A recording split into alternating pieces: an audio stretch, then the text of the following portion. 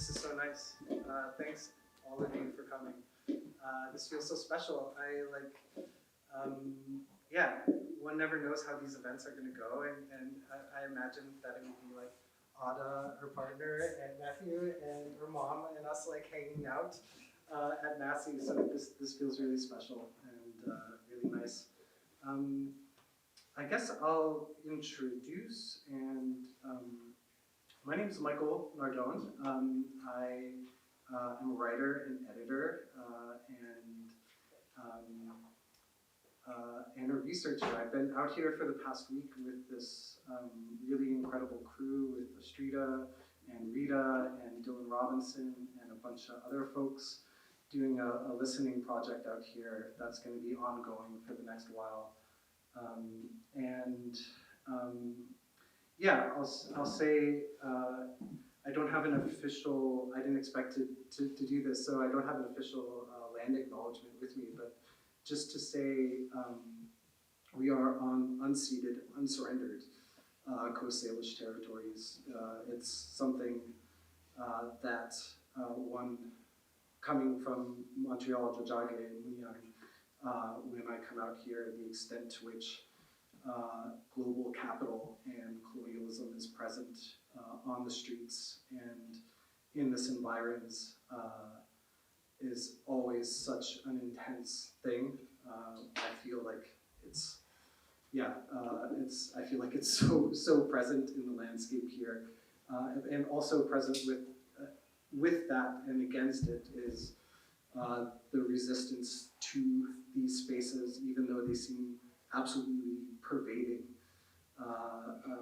It's incredible to be here to see the individuals and the collectives and the sort of both conceptual and material resistance to ongoing colonialism here. So it's nice to be in dialogue with a lot of you ongoing about how to be a visitor and how to be a guest on these lands.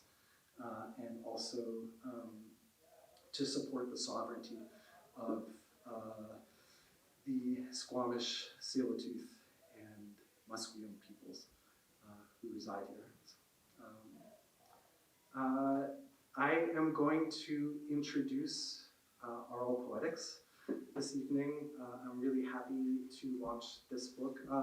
Just as an overview of what we'll do this afternoon is I'll talk a little bit about Aural Poetics, and then I'll introduce Tiziana and Ellis, who are both contributors to it and are maybe performing work that is close to their contribution or responding to their contribution in Aural Poetics. And then I get to introduce my dear friend Ada and her book, The Cloud Notebook, which she'll launch this afternoon as well.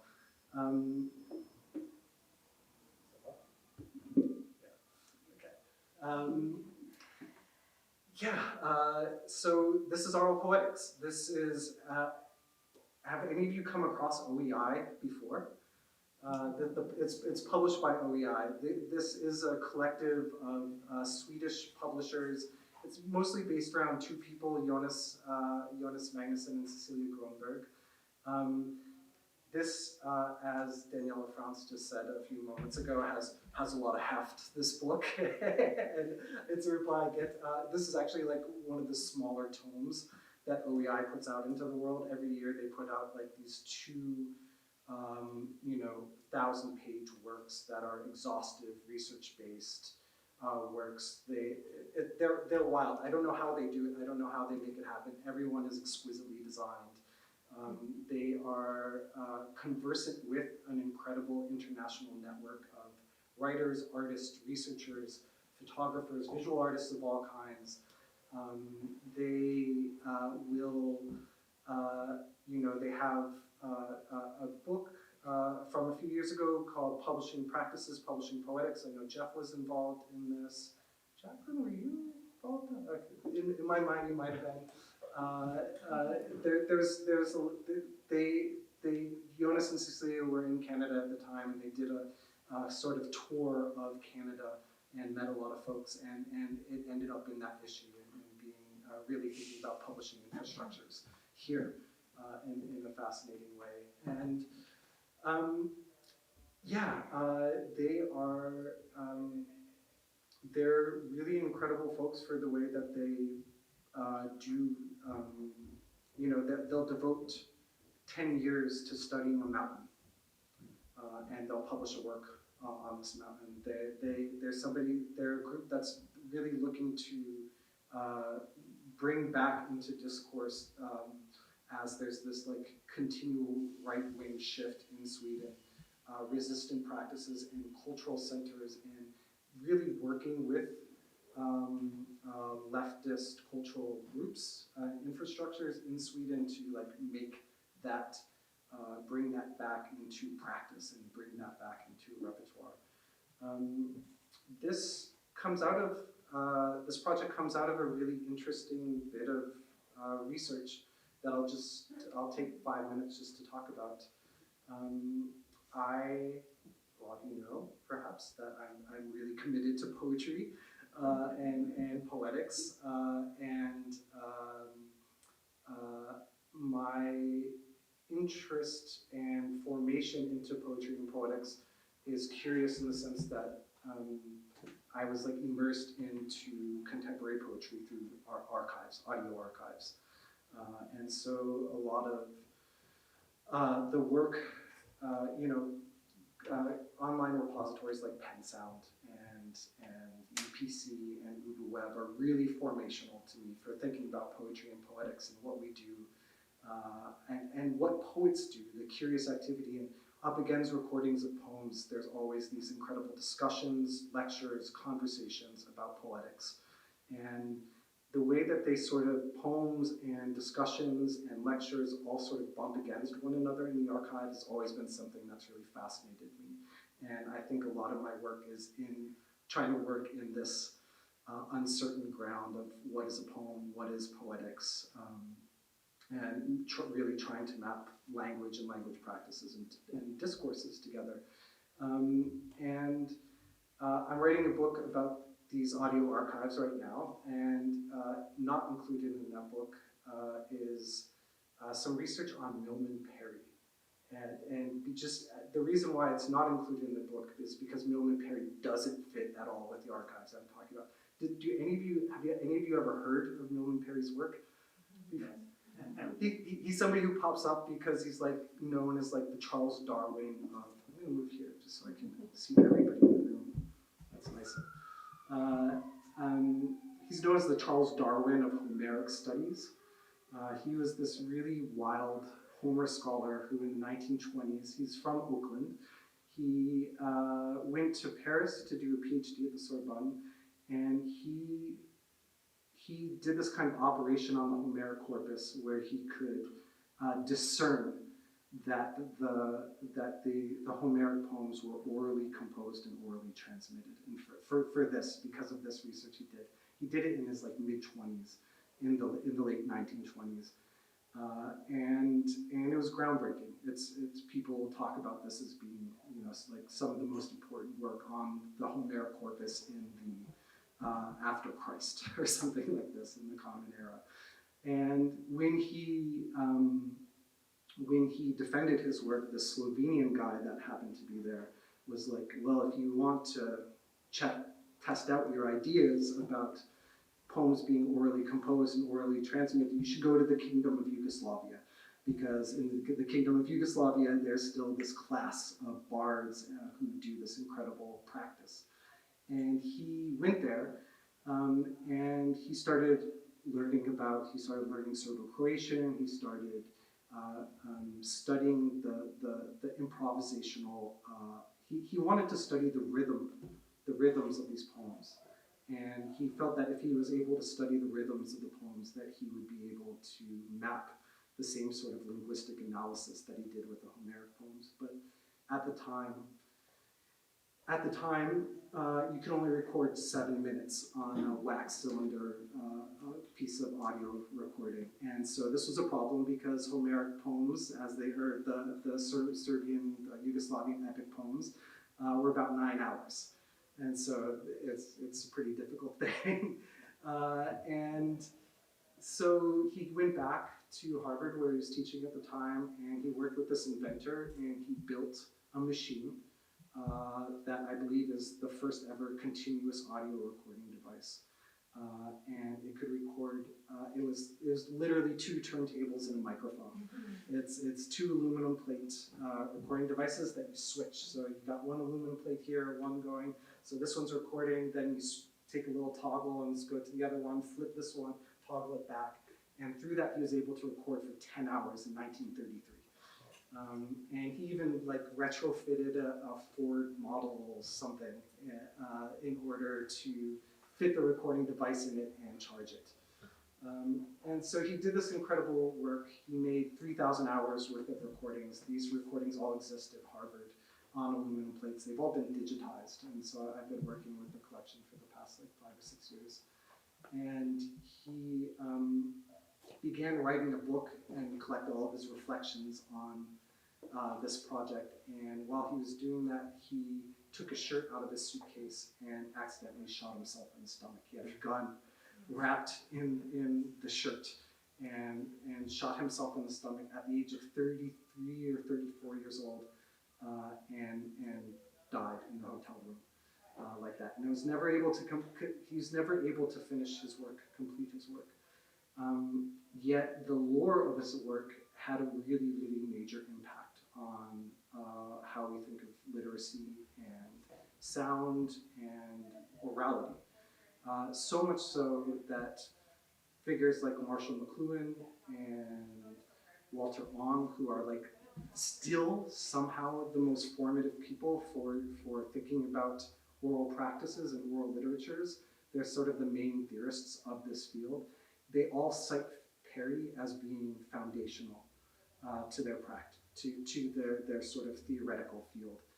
The thing is, none of these people that cite him and think about his work, they never had access to any of the materials that he worked with.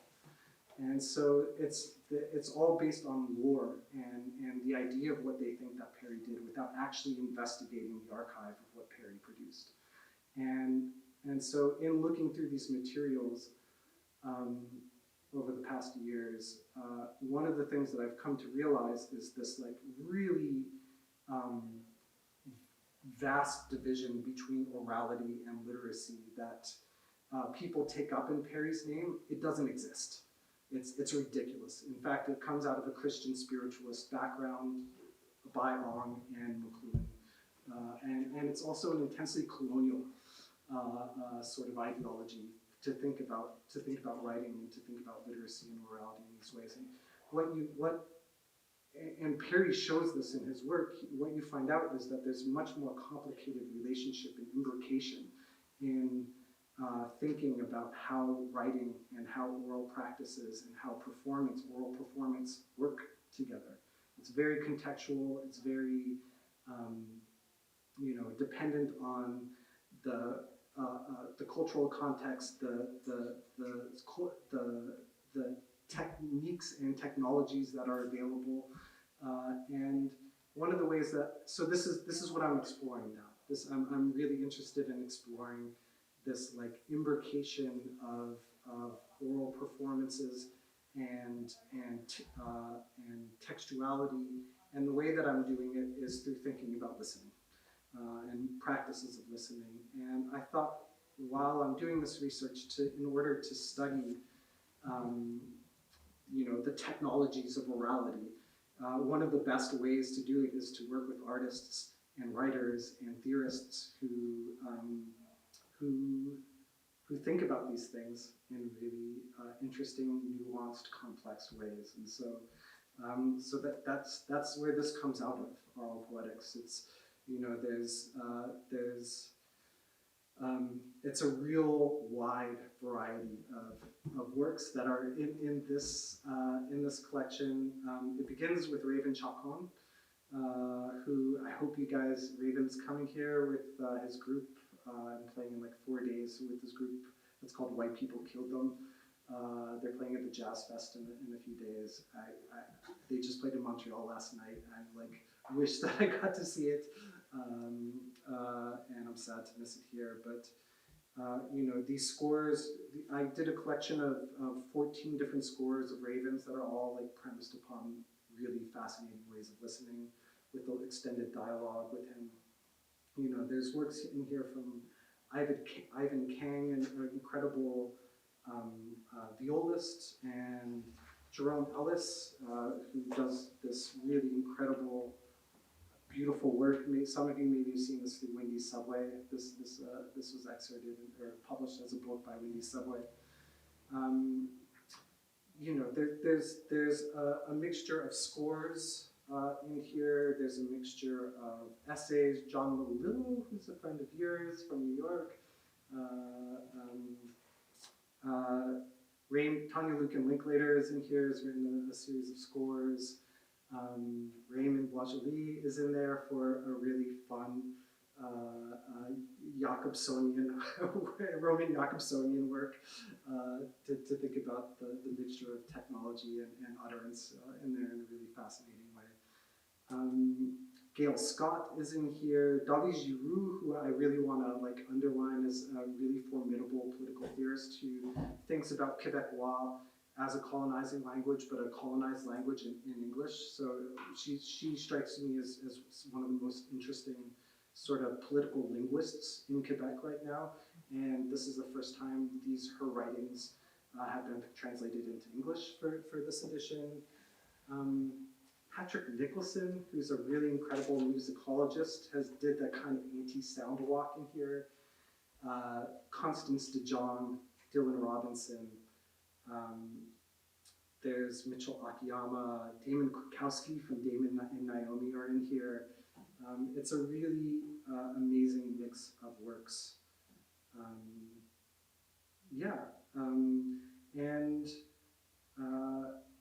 I'll introduce Tiziana and Ellis in a second, but I just want to point out that Max Ritz, an incredible geographer who spent a lot of time up on the northern coast doing a lot of sound mapping of the waterways.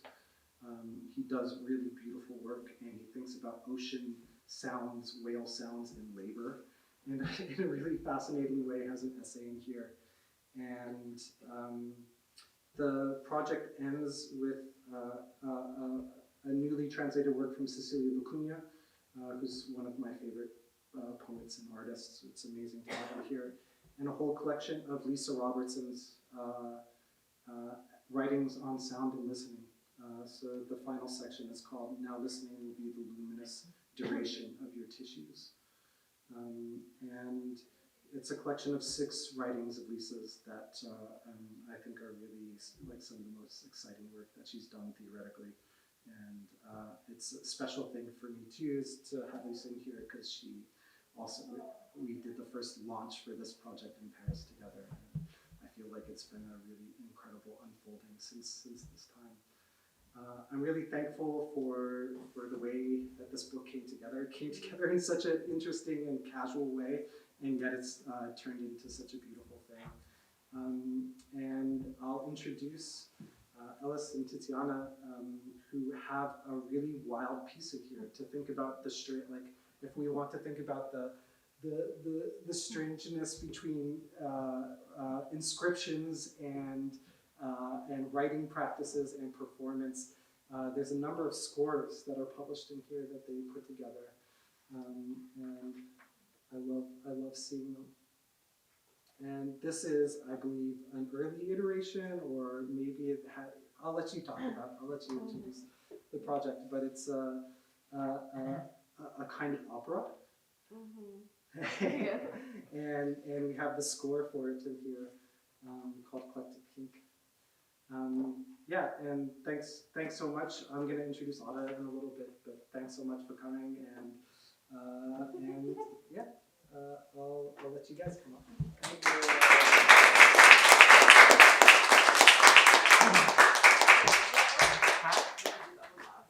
Yeah, that sounds good. Hello. We're going to perform an opera for you. Get ready.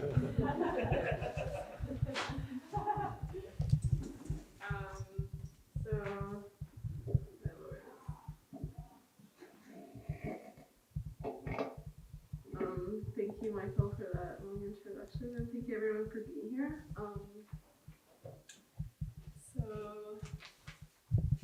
I guess it's the contribution to the book includes scenes from a series of poems that I made initially in response to an invitation by my friend Ellis for an exhibition called Fly Robin Fly, which paid homage to the fluid and mutant somatic potential of castrato supers. And what we'll be playing today are like abstracted sounds from the album, so not the actual full tracks. And I think I'm gonna read 3 scenes and then maybe some excerpts from each poem, and then maybe a new poem that I wrote like yesterday or the day before yesterday, but over top of, maybe match it with this track called Feed Forward. And yeah, the scores put together like objects and ephemera that echo the methodology that Ellis and I used to make the tracks, which kind of differed from piece to piece. So I guess I'll read this like description that I wrote. This is the little libretto that's inside of the album that we printed. So Cletic Pink refers to the Cletic hymn, a poetic song of praise, prayer, or plea that appears in Greek tragedies. Addressed to the deities, mere mortals, creatures from the animal kingdom or elements of the natural world, living or not. An example of such a hymn is Sappho's devotional love poem, Hymn to Aphrodite, a plea in dialogue. Kink here refers to material ruin, spiritual bypassing, or men's narrative kinks. Airy rave beats pulled out of the ether, cat-like purrs in the range of self-repair. Poetry read to a click track, pitched up or put through the vacuum tube. Sounds and rhythms grafted together by search engine sonics. Field recordings from a garden evoke experiences, places, spills, windfalls. Juicy pears bounce off a hot tin roof. The rattle of poppy seeds inside dry flower heads. The hum of surrounding machinery and the crackle of eggshells meeting soil and seashells. Expanses of time and location expanded on by stock-free sound effects that augment this fantasy. Church bells and oscillating pitch and siren. Beats feed the body forward. Drama evoked the doubling of vocals to create a harmonic effect akin to a chorus. The music sits on a spectrum, not background and character, but interactive and narrative, adding an expanse of time and location. At one point, imagining the feeling of being in a bathroom at a nightclub, and the liveliness of a voice memo while wiping mascara away on the eyes on denim jeans.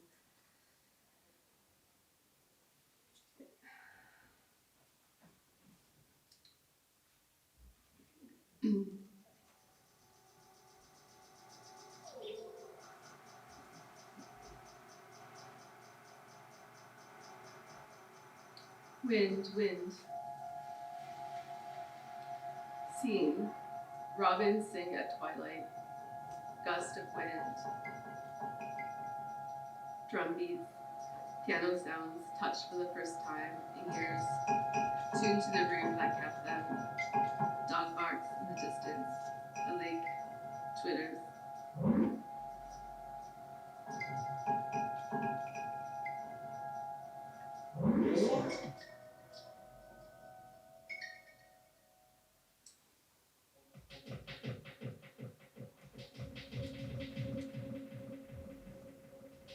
The Marseille cat. Scene. A narrow hallway. The Marseille cat cries. The Marseille cat lives in boxes that interlock like a matryoshka, little matron doll of nesting realities. I said to the Marseille cat, the lock is a hole with a row of heavy teeth, dating dislocated feelings, barring contact inside the blur between us. The cat said sure, and the border guards require airy locks, like names and sex and place of birth, and then the passwords to the phone. Undoubtedly, the cat feels misunderstood. The locks support the house, just bills or just ancient fragments of brand new junk. But there's this house that never locks its door, inviting travelers in, tempting even thieves and birds. Dark doors flapping or the bathroom door cracked open just enough. for the Marseille cat to paw open every time I go to piss.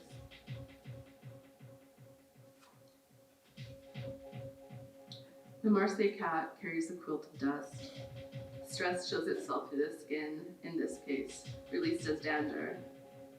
Disgusted, he shuffled the sand around before stepping into the litter box that's a bit too small.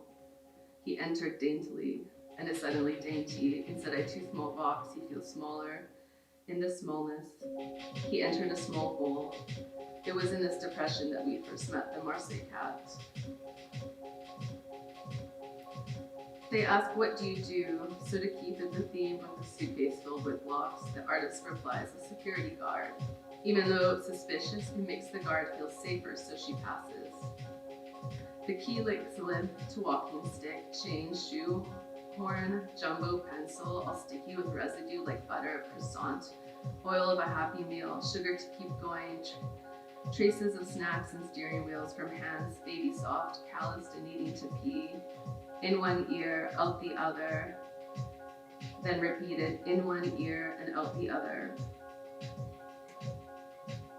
In one ear and out the other.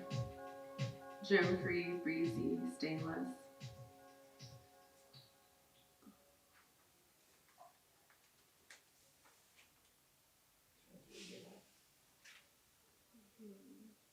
Like that?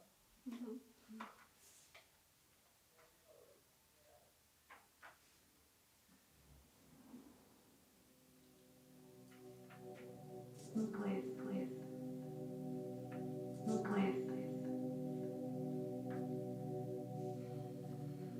Please, please. It is summer. Two men kiss at dusk at the cabbage patch and guiding each other.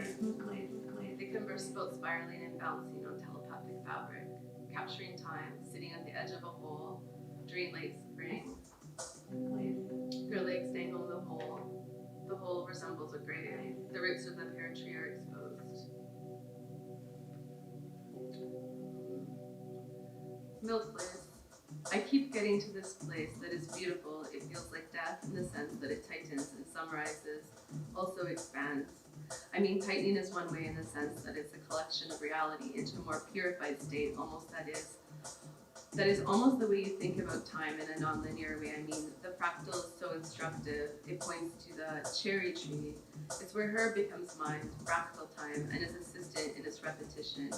It was always a sense of intersecting with this place where the tightening moment, where there's something that is happening, and every time we go there, even though you have progressed along your timeline. In this way, the time has passed for you, and you go back, and it's the same instant. But there are these buried instants, like a doll of reality, where the deeper you go, the tighter the time gets, and you're intersecting with a different order of time. And I almost feel like it's a spiral expanding your life versus tighter. We had just been through the tobacco seedlings and the dormant hogweed and the horsetail and the comfrey, and we had just been through the tomato patch. There are all these points in walking back. We just walked through that space that was iconic, something iconic. There's all this visual information that seems to consolidate and expand. So once we ended up in Buffy's library garden, it was like all this visual experience that earlier in the day fed into the thing. But it wasn't just the earlier in the day, it was connected to all this deep experience of friendship. And then you and me were in the spiral, and then we shared this kind of experience essentially. We're seeing the same colors, the cherry, the plum bushes. We're seeing the same sequence of colors, the same rhythms and sculptures made by the sun. I asked you to lie in the cabbage patch with me that night, too. It was obviously the most comfortable place, but you felt like your role was not to lie down. The thing about the recurrence of patterns and the amplification, and especially with tapping into this young mind state and the structure of the psyche to me. I've had these experiences, but I'm like, yeah. I find no experience in the sense that it's almost like you're given a chance to build this an intuition, and intuition is like so funny. Here's the thing, here's the jewel of the experience, and look at all its facets.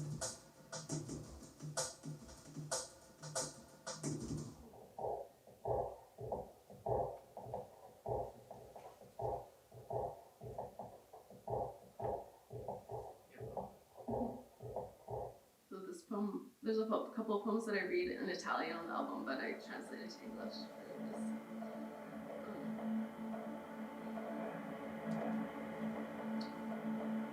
Katie. Scene. Seeds drying between the pages of a t-shirt on the porch, later saved in medicine bottles on the ledge. Time translated over a heavy table as she feeds the fire.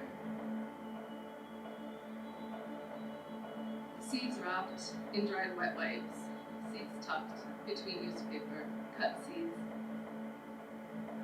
Sometimes I write on a timer. There's a movie being filmed outside. Flies crawl up and down the neck of the lamp. Near winter. My feet are cold. My heart feels greasy. Since I've been here, I'm simultaneous and tired. The stove distributes the dry and even heat. The tablecloth is covered in hair, kratom dust, broken leaves.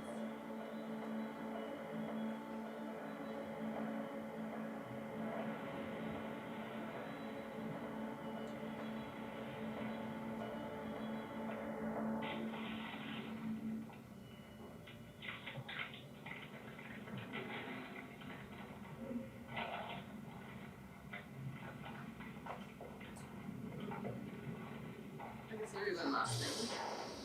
That's too long.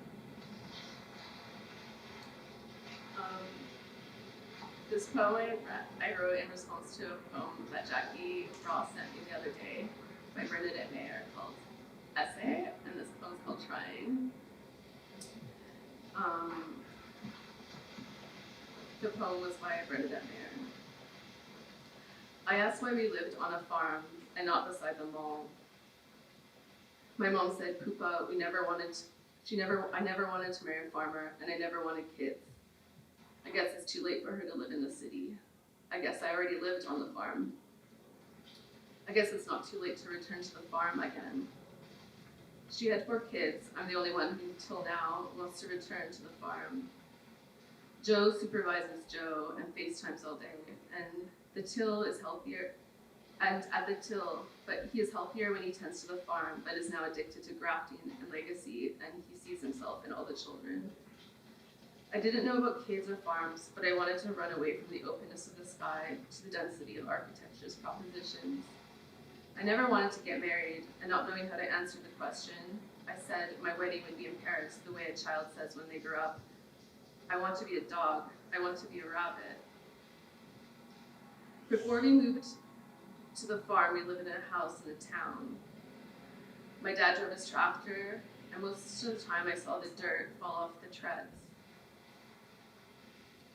Local hero installs woofers into the tractor, blasting Euro techno.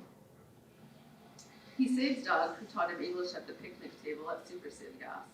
Super Save hears my dad's voice and gives him an ultimatum. He has to work for Doug at Super Save so he could keep his job. It's a change. He's been working on the farm since he was 8. Slowly quit the farm. Levels up in the gas biz. Later weed and coke and contact intense. I guess because he left, I always felt home. Away from home. I invited everyone to the farm where no one wants to be a farmer, and the family living there was born into it. Then one day I wanted to get married because I wanted everyone to meet before we died. Everyone met. Love was exchanged and lost. Some people did leave after. They were farmers and butchers and dairy maids and tobacco growers and animal healers. She showed me how to tie the leaves so they dry slowly and retain their aroma. To cover your arms to your elbow with Vaseline and bloat the calf. Make a compress of herb and rub it against the cow's teeth. How to ease bloating with an enema in sheep and rabbits. How to cure a dog with rabies with a hot wand. Maybe farming is a matter of scale. She said, I guess when you have a farm, you can't be an artist. I said, maybe the farm can be the art. A grid of cherry trees on the edge of the poem's mind is sensitive to rain that hurts the fruit, the enzymes trapped in tissues rupture, quickening the ripening process, starch to sugar. I guess I had a dream of chickens, sheep, and a big sheepdog. I couldn't afford to buy my own farm. Just before we got a farm,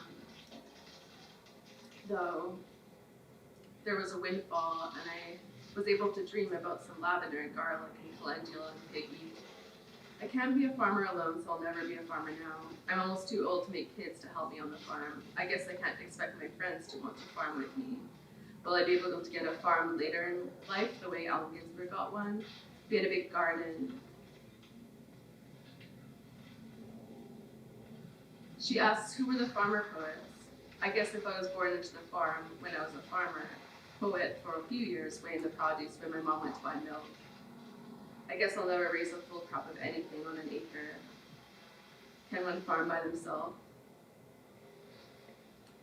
She asked about poets being doctors and not why a poet who's also a farmer. Well, there are farmers who are poets, they speak directly to the snakes and the moons.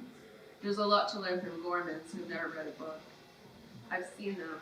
They say their poems to the air and to ears to the salty mind of toil. You would have to be a farmer to know the legends told to gathering. A person like an Aramas snaps and lets crops fallow, self-sow, go to seed, droop heavy and syrupy sweetness for birds to eat and be drunk. Thank you. Great to hear that work after some aspect of that work after playing so much with this, the visuality of this text and trying to get it right for Aural Poetics. I'll say that it's I wasn't sure if this event was going to happen just because it was just difficult to plan, and it's the residency and everything like that, and this past week, and then by chance I happened to find out that Ada was out on the West Coast, and Ada, you're not from here, you're from Bosnia, but grew up here for a significant part of your life here. And so it felt really important to have some kind of event for the Cloud Notebook here, and also it was an incredible opportunity just to get to hang out and see one another. I've known Ada for like a decade now from New York, and I'll just say that from the first moment of meeting you, you've always struck me as being one of the most fascinating thinkers and people who thinks about the world and all of its elements and creatures and entities, and thinks about the way in which they come up and into relation or can be captured or depicted in language. And so the weird and fascinating interplay between all of these creatures and elements and language. Yeah, it's just something that I learned about deeply from you and from your work. Ada does incredible research work. There's a book called The Poetics of Liveliness that has a long subtitle that I don't recall. That's out in the world, published by Columbia University Press. Ada was a part of the organism and probably one of the founding folks in the organism for poetic research. That was done with Lytle Shaw out at NYU years ago, and that published a series of incredible books, chapbooks of all kinds, one-off kind of evental works, but deep, like a dialogue with Clark Coolidge, that really incredible Lisa Robertson work on space. All of these sort of came out. A response to Gail Scott's Theory of Sunday, you guys did that as well, that was beautiful. And when I want to learn about slime molds and clouds, Ada's the person. This is the first time I get to see the Cloud Notebook, which is an incredibly beautiful book published by Litmus, who is a great New York publisher. I'll note that you get to see an incredible picture of young Ada holding a little bunny rabbit. Amongst other incredible image-based works, text works, and then this Delta work, which I remember seeing years ago up on Triple Canopy. I think this might be the work.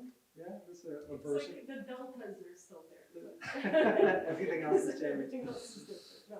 Yeah, and so I'm really excited to read this book immediately after this event, and I'm really happy to be here with you today and to launch this book. Let's hear from you.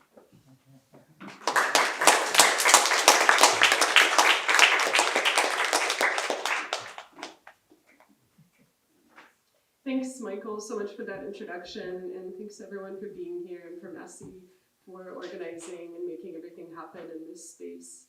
I really appreciate it. And it does feel like a very special and strange homecoming. And it feels amazing to read next to Tiziana and Ellis, because I feel like Tiziana and I, 20 years ago almost, had a little office very close to here, and we ran something called the Society of August 23rd with Emily Fedoric, who is also here. And these were some of my first forays into collectivity and into poetry making, and they've really remained a kind of pursuit that I still do. And Tiziana's beautiful painting is actually on the cover of this book, and it's a painting I've been obsessed with for probably more than a decade. So it feels kind of incredible to now I can possess it in this strange way, not to be appropriative. Okay, so you don't need to know much about the book, but there's also kind of an interesting, maybe a line of connection, Michael, to your work on the former Yugoslavia, because in some ways the book does deal with the context of the Bosnian War in the 90s and kind of elements of my experience as a refugee in Croatia in the 90s. So that's like a hidden thread. I don't usually sort of spell that out, but I kind of feel like maybe it makes sense as a kind of triangulation. You don't need to know almost anything else except that there are two parts to the book. And one is a long narrative poem, and it has a character. She doesn't have a name, but she has a pronoun she. She also has a notebook. She writes in the notebook. And so everything that she writes is also, so the middle part of the book is her notebook. So everything that she writes also appears there, but also some things she didn't write down. So it's kind of these like two layers. And I'm going to read a little bit from the main long poem, and then I'll read some excerpts from the notebook.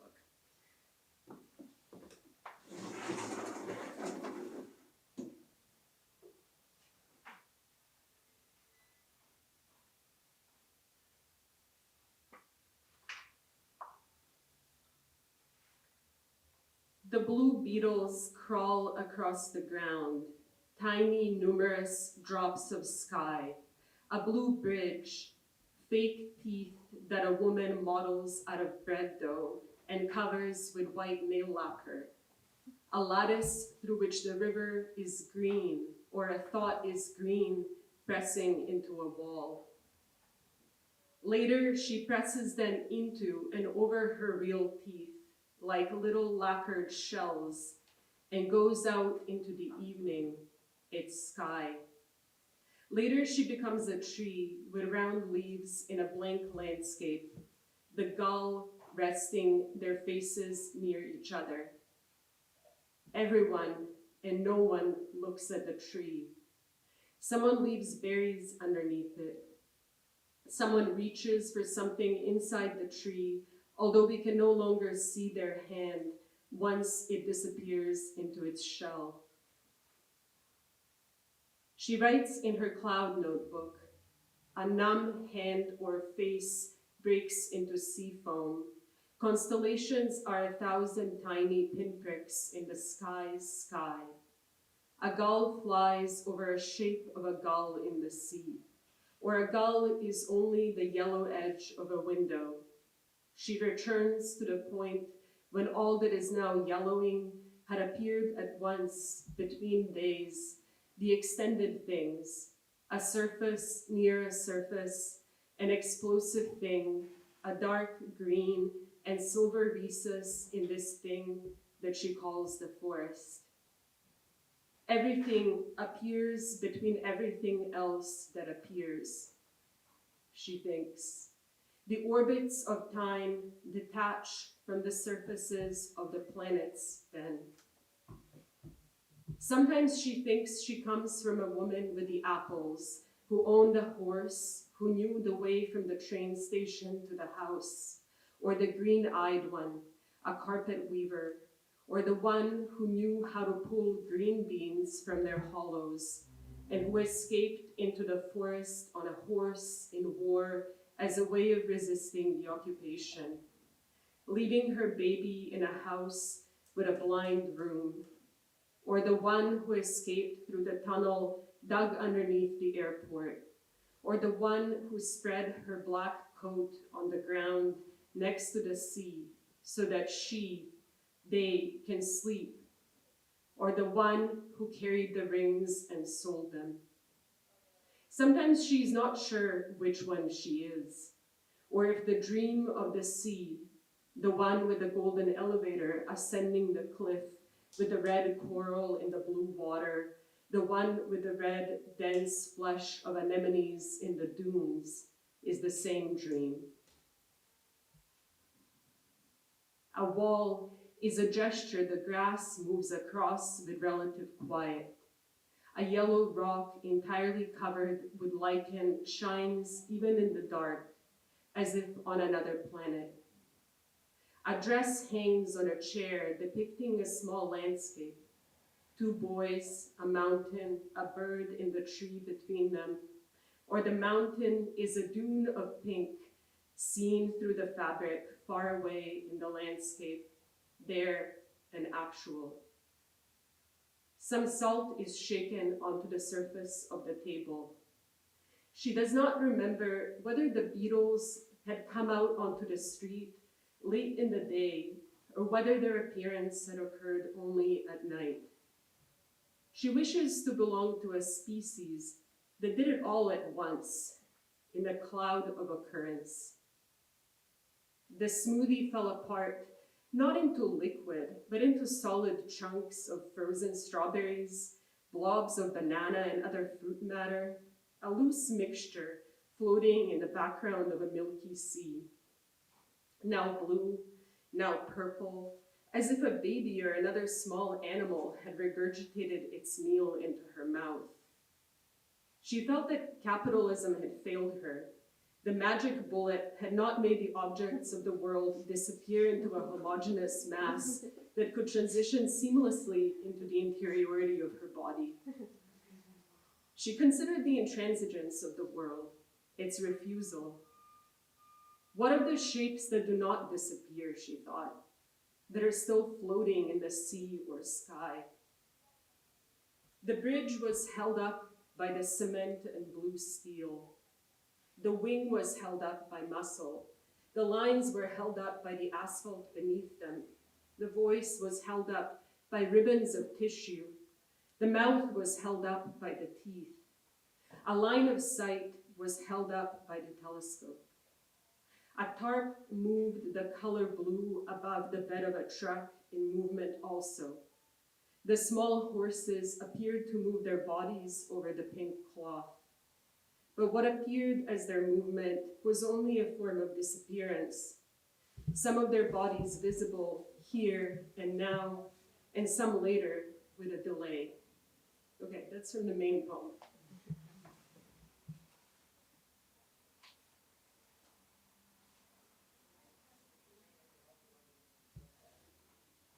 Emotions are the only way of having the world repeat itself. The lining of the world is supple, soft. A snail has secreted a thin sheath of slime around itself. This is written on a blue piece of paper. The sensation blue becomes the blueness of the sky. The sensation green becomes the greenness of the lawn, and so forth. We recognize the sky by the feature blue and the lawn by the feature green. Or the blue of the plums is the memory of the sea. Or she's wrapped in cloth with roses on it. With roses on it? Or it is snowing and the men leave. Or it is snowing and she cannot see. To preserve a fruit is to contain another time of sunlight in it, like playing charades with the faces of those who have disappeared, to see what one cannot see. Image of people waiting in line for bread or water. Image of people cutting trees in a city park for firewood. Image of people being evacuated on an airplane or a bus. An image by subtraction. The trees enter where the walls had been. Narrative reoccurs in each cut. nacreous blue deposits of mussel shells, elaters with helical bands of blue and green flicking with changing moisture, unfold like a green lollipop full of slanting white lines behind a bush made sick in twilight.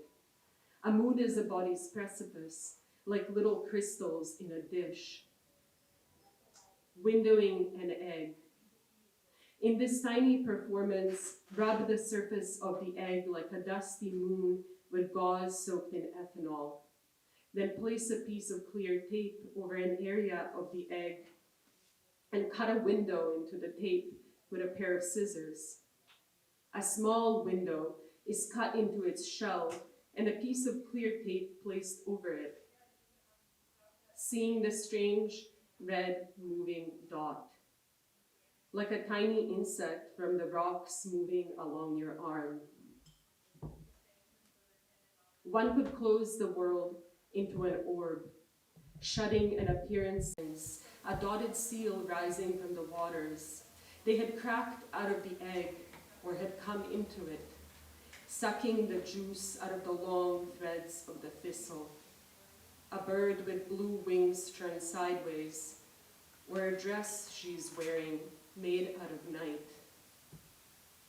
In the place where she wrapped birch bark around her wrists like an open costume, or the temporary monument of spreading flower under her window. She passes one piece of thread into the other hand, or they pass them in the car, not across the border, but to an adjacent point where they exit and walk. At the other side, another man picks them up. He had driven through the night, and they drive through the snow to the other side now. Or it was December 1995, and they were carried as one thread reaching an edge, a thread passing from one hand and into another. The edge of one's time is unknown.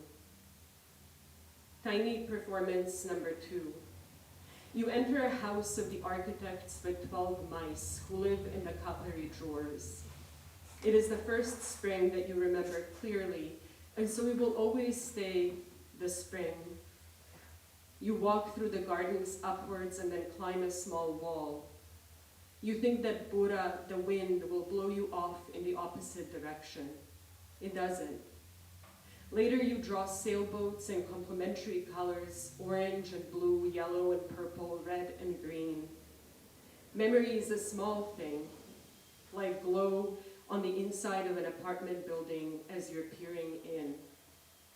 Capitalism first appears as a proliferation of plastic objects in bright colors. You imagine the girl from London who sent you the crochet duckling in a humanitarian aid package. She imagines you.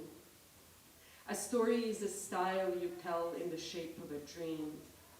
This spring in its remembered reoccurrence, like a laurel tree in the corner of the garden, always green, crinkled and waxy. Its leaves, which you later do not recognize as what is placed, not placed in a soup. Everything that can be carried out of a life in a bag or a suitcase. The first calico cat running out into the hallway and then never seeing it again. Not the hallway, not the red chairs, not the green edges of the windows, not the drawer with the comic books that begins to fill with the ocean, not the mouse that you may have or may have not stolen from the mouse city, sitting in a basket on a merry-go-round, nor the mouse you find later, blind on the street, and make a nest for on the grass out of a pair of underwear. Tiny performance number 3. How to ask a question in such a way that it gives someone as many chances to be interesting as possible. She takes each of her 22 sheep a bowl with its breakfast. But there are not 22, but 23 bowls. That is always one too many. Or you're folding pieces of paper into 3-dimensional shapes. There are pyramids and cones, cubes and solids of all shapes, irregular and regular geometries. Sometimes the paper is white or yellow. Sometimes it is tinted pink or touched with gold. In front of you is a small table, the shape of a small flat C. Each shape is wrong in some way. You set them out on the table one by one as they're made. Inside of the inaccuracies of each, something appears, a shimmer or a tint, not pattern or form, but movement on the way to somewhere. Now the landscape changes. The pink enters it. The seagulls come to rest on the red roof. Time slows down inside the incrustations of objects. Time is a material. The dancers move in a white room in and through the blue light. She hears laughter in the trees. In April 1994, a book of recipes was published in Zagreb. The recipes were based on using the ingredients that were distributed as humanitarian aid in Sarajevo under siege.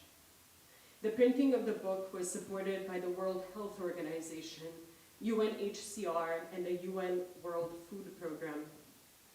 The author of the cookbook, Enesa Sheremet, herself survived 20 months of the siege of Sarajevo, 20 months that she calls in the preface to the book an imitation of life.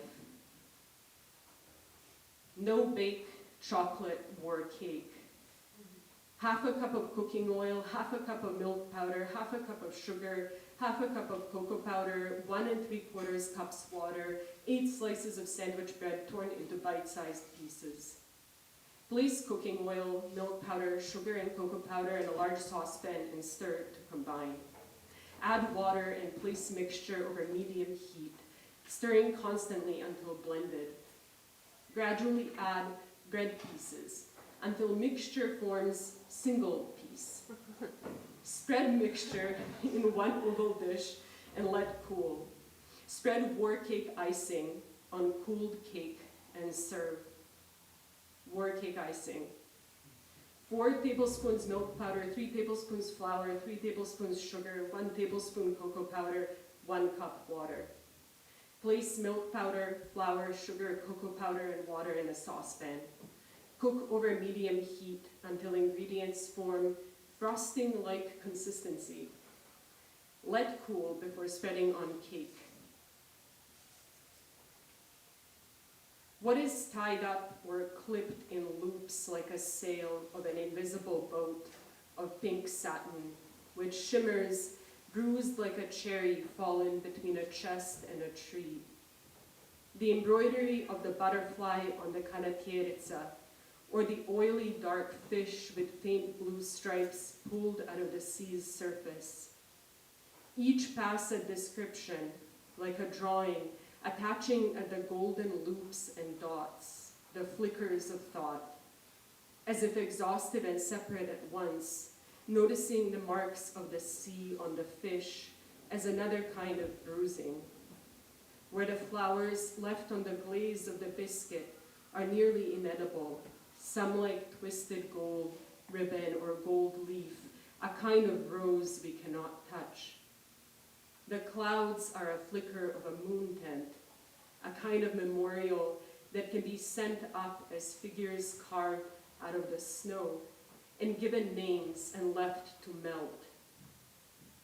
Carried from the car, you could only be a small body, the time folding inside of you like a bone. The cat has multiplied in your dreams, become more than one identical cat you have forgotten somewhere.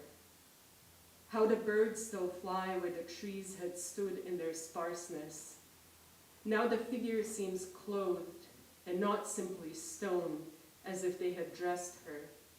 Someone has blinded the house, has hung paintings in the shell of ghosts. She enters her van to smell an apple and unfold a paper glass within which a piece of chewed gum is folded inwards, as if held in cellophane, like a smile. These are the residues of a world, each an unfolding, as in the space of a stem, the impossibly small can be hidden even before it enters. A blue half-planet on a piece of paper, she has a pink swimming pool, a blue balloon turns into 2 birds, pink and heart-shaped. The candy that was in my mouth carrying the flowers with the long stems and orange cloth behind them, a round chalk shape with 3 rectangular lines falling out of and into a world, falling into a world. These iterative versions of a self, looking at myself across the water. Tiny performance number 6. Place a suitcase shut and flat on a chair. Use as a desk. Only one animal, a female black bear, remains alive of the 100 there were when the siege began in April.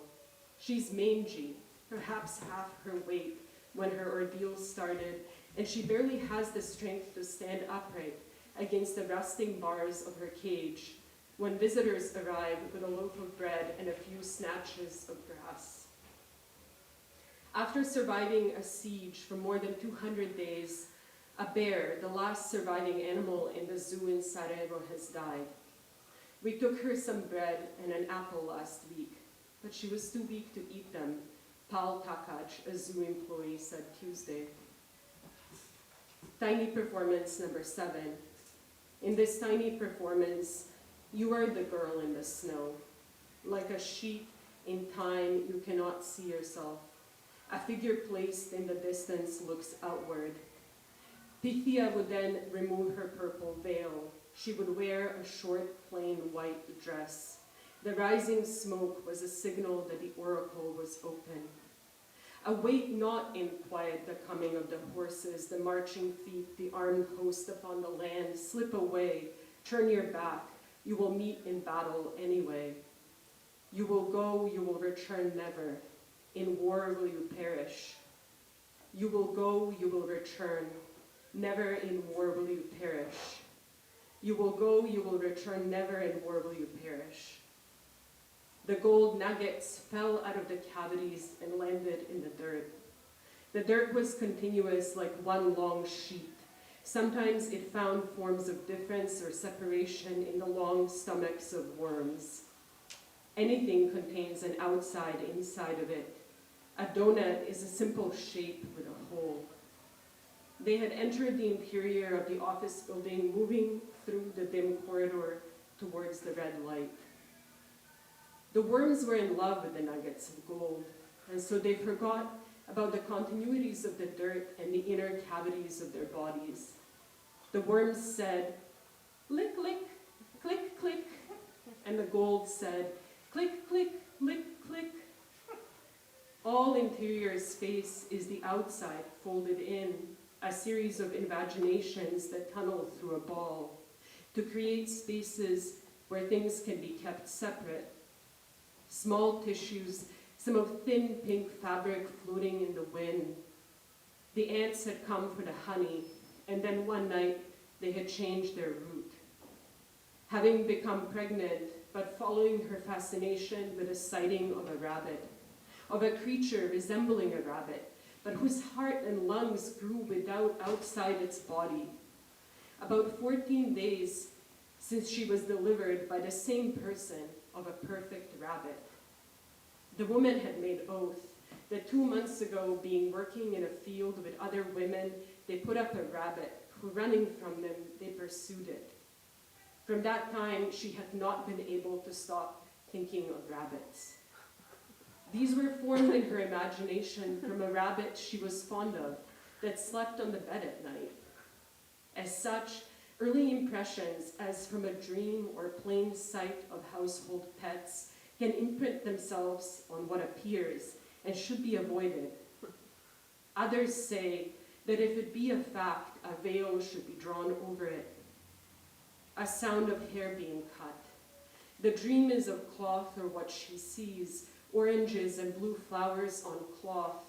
The world is cut through. We cannot see its inside. The blue of the plums is the memory of the sea. How in the material of the present, the dust of the plums, a memory of another world before. The blue of Adriatic turning into the green of Pacific. The storm finds them out of nothing, carries them in a blue cave. She throws fabric over water for them to walk on. We don't see anything in the snow, stretched with blue silk like the ocean between the fingers, a naming of the islands in the Adriatic Sea. Korčula, Mjek, Hvar, Paj, Krk, Cres, Lastovo. We count them, and I tell you about uncountable experience, the water dripping between the fingers, such glancing things, as if the body deflected them in noticing the winter light. You shake the cat to awaken it from deep sleep, to reassure yourself away from death. Reading its gums, the small sedimentation of glistening white teeth, so unlike yours. Thank you.